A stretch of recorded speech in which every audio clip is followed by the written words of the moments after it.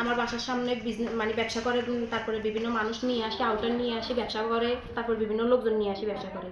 এগুলা নিয়ে আমি নিষেধ করছি, আমার হাজব্যান্ডের নিষেধ করার জের ধরে আমার হাজব্যান্ডের সাথে এদের সাথে হাতাপাই হয়। হাতাপাইয়ের পরে কালকে বিকেলবেলা এরা আমার ঘরের ভিতরে সন্ধ্যার সময়, কালকে সন্ধ্যার সময় একবার আমার ঘরের মধ্যে ভাঙচুর করছে। এরপরে তাহা আমার গায়ে হাত তুলছে, আমার মোবাইল হাত থেকে আমার মোবাইল নিয়ে যাওয়ার চেষ্টা করছে। তারপরে আরাফাতে আমারে বড় সুপারি গাছের নিয়ে বাড়ি দিতে আসছে, কিন্তু আমার শাশুড়ি তখন আমাকে সরাই ফেলার কারণে বাড়িটা আমার গায়ে পড়ে না, কিন্তু তাহা আমার গায়ে হাত তুলছে, তাহা আমাকে মারছে, এমনকি তাহা আমার হাত থেকে মোবাইল নিয়ে যাওয়ার চেষ্টা করছে। এরপর রাতের বেলা যাক এলাকার গণ্যমান্য মানুষজন আমাকে সরাই দিছে, দুই পাশে ওদেরকেও সরাই দিছে, আমাকেও সরাই দিছে। রাতের বেলা এই আমাকে প্রচুর পরিমাণে ধমকাইছে যে রাতের বেলা তোমার ঘরের ভিতরে যে কোনো একটা কিছু হবে, এগুলো বলে ধমকায়। এই আমার ঘরের চারপাশে শুধুমাত্র মানে হাঁটছে, করছে, পাহারা দিচ্ছে। রাতে আমি বাসায় চলে গেছি, আমি এখানে থাকি না, কারণ এদের নেশার এই চক্র এগুলোর কারণে আমি বাড়িতে থাকা মানে একেবারে ইম্পসিবল হয়ে গেছে, কারণ আমার হাজব্যান্ড আমাকে নিয়ে বাসা ভাড়া থাকে। আমি বাসায় চলে গেছি। চলে যাওয়ার পরে রাত 2:40 আমার শাশুড়ি আমাকে ফোন দিয়ে বলছে যে আমাদের ঘরের তালা ভেঙে ঢুকি ঘরে লুটপাট হয়েছে, ঘরের ভিতরে আমার সব ভেঙে চুরমার করে রাখি গেছে। এরপরে ঘরে ভিতরে আমার গলার চেইন, তারপরে আমার কানের দুল, এরপরে টাকা 15,000 আমার শাশুড়ির কাছে আমি রাখি গেছি। এগুলো আমার শাশুড়ি আবার আমাদের ঘরের ভিতরে ঢুকে রাখি দিচ্ছে। এগুলা সবগুলো রাতের বেলা নিয়ে চলে গেছে। কোনো কাজই করে না। আরাফাত বলেন, জহির বলেন, তারপরে তাহা বলেন, তাহা হচ্ছে মূলত একটা কিশোর গ্যাংয়ের মতো আর কি। এই পুরো এলাকাটারে থম্পকম্প করে রাখছে। এটা one kind of Kishore gang যেরকম আর কি, এরকম একটা গ্যাংয়ের মতো করে রাখছে আর কি। জব্বর বলেন, এদের কোনো অফিসিয়াল কোনো কাজ নাই, কোনো কিছু নাই। এরা সারাদিন শুধুমাত্র এই বাবা গাঁজা এগুলা নিয়ে থাকে, এগুলা বিক্রি করেন, মানুষকে হ্যারাস করেন, আমার এই ঘরের সামনে বসে এগুলা কাজকর্ম করে। আমার কথা হচ্ছে পুরুষেরা যত কিছুই করুক, আমি তো মহিলা মানুষ, আমার গায়ে হাত দেওয়ার কারণটা কি? আমার সাথে তো কোনো ঝামেলা ছিল বসেই থাকে। এদেরকে বারে বারে নিষেধ করার পর আমি নিষেধ করছি, আমার চাচা শ্বশুর, তারপর আমাদের যে বাসুর টাসুর, এরা সবাই নিষেধ করছে এদেরকে। এরা কারো নিষেধাজ্ঞা কোনোভাবে শোনে না। আর আমার বাসা থেকে বের হওয়ার দরজা কিন্তু এই একটাই, এখান দিয়ে আমার বের হইতে হয়।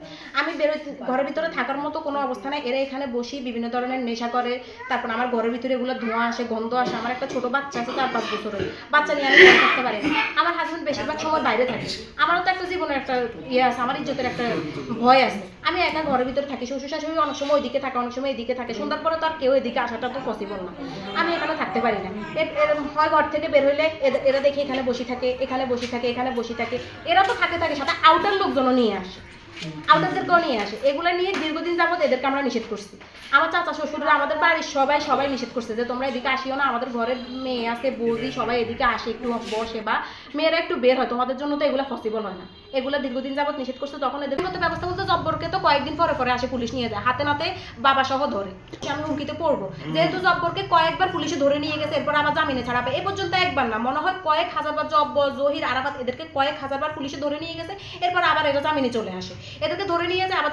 আপনি এলাকার মধ্যে তদন্ত করে দেখেন, জব্বরকে এ পর্যন্ত পুলিশ হাতে নাতে বাড়ি থেকে বিভিন্ন জায়গা থেকে জব্বরকে কয়েক হাজারবার পুলিশে ধরে নিয়ে গেছে, এমনকি সহকারে, এই যে ইয়াবা সহকারে। তারপরে জহিরকে ধরে নিয়ে গেছে, এরপর আরাফাতকে ধরে নিয়ে গেছে। এদেরকে কয়েকবার পুলিশে ধরে নিয়ে গেছে, নিয়ে যায় কোনো লাভ নাই। এরা আবার কিভাবে যেন ছুটে চলে আসে। আমরা এখনো কোনো আইনগত ব্যবস্থা নিয়ে নেই, তবে এলাকার গণ্যমান্য মানুষজনকে জানানো হয়েছে। এদিকে একটা শব্দ শুনে যায়, শব্দ শুনে যার আমি মনে করছি বারে একটা কোনো শব্দ, আর উত্তর ঘরের শব্দটা আমি মনে হয় গেল পরেও নাই। পুজো করি এই নজর মস্তা বিষে আমি বাতিবদ্ধ করিয়ে রেখেছি, বাতিবদ্ধ করিয়ে হালাই দিয়ে এনে ওনায় খাড়াই রয়েছে। খাইতে অনেকটা শব্দ, আবার কতক্ষণ শব্দটাও না, আবার কতক্ষণ শব্দ, আবার কতক্ষণ শব্দটাও না। তো দৌড়িয়ে আই বড় উত্তর কতক্ষণ দৌড়িয়ে আই সরু উত্তরে ওয়ালের মধ্যে কানটা হারে রাখতে কোনা না শব্দটাও ওন দেখি মানে আর সরু উত্তর ঘরের শব্দ এগিয়ে সিকুর ধরছি। আই আঙ্গা তুমি সিকুর ধরি এগিয়ে এগিয়ে শাকিলের ঘর কোন গান্ধাইছে, শাকিলের ঘরে ব্যাগিনি ভাঙি গেল, শাকিলের ঘরে ব্যাগিনি ভাঙি গেল। এ কথা লাগা আঙ্গা তুমি দৌড়িয়েছে, দৌড়িয়ে কেড়ে কেড়ে করে দৌড়িয়েছে।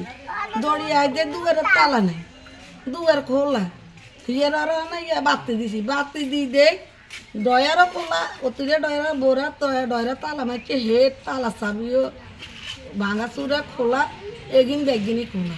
হ্যাঁ নাই সিকুর দিয়ে আর দেয় উতরে রাসেল রে বলাইছি, রাসেল আঙ্গরের মধ্যে শাকিলে ঘর হাঁদাই টুঙ্গে দুয়ার তালা ব্যাগ ভাঙি এলাইছে, ভাঙি হিগের ঘরের নিজের ব্যাগিন লইও গেছে, হিগের ঘরের এগিন ব্যাগিনি কি করে গেছে সাইজে। এই কথা কয়েছে আর হিগে আসছি। আইসার আমার আর্ধে আর আরোগ্যের লাই আরে দিয়ে গেছে, আরোগ্যের কাছে গেছি। হেতাকে স্বামী স্ত্রী দোনোজনটা উঠে নিচ্ছি। পরে I they money A drawer এগুন বেগুনের কিনা কাপ চোপ তোষক সব এত তালা দেই না, তালা দেই সোফার তলে তালা। এদের ব্যবসা হচ্ছে মূলত হচ্ছে গাঁদার ব্যবসা, বাবা ব্যবসা, ইয়াবা ব্যবসা। এরা অল টাইম মানে দিনে একটুখানি কম বসে, রাতে অল টাইম এখানে এদিক দিয়ে পুরো বাড়িতে লোক ঢুকায়। যে মানে কয়েকটা রোড আছে এই বাড়িতে ঢোকার জন্য, পিছন দিয়ে সামনে দিয়ে সব দিক দিয়ে ঢোকার পরে এরা ইয়াবা সেল করে। আমি কয়েকদিন ডাক দিছি, ডাক দেওয়ার পরে আমার ওই দিক দিয়ে ঢুকে না, এখন ওই আরেকটা রাস্তা আছে ওই দিক দিয়ে, উত্তর সাইডে ওই দিক দিয়ে ঢুকে, আর রাত্রে এই দিক দিয়ে আসি এরা এখান থেকে ইয়াবা সেল করে, নেয় পাইকারি হোলসেল একবারে।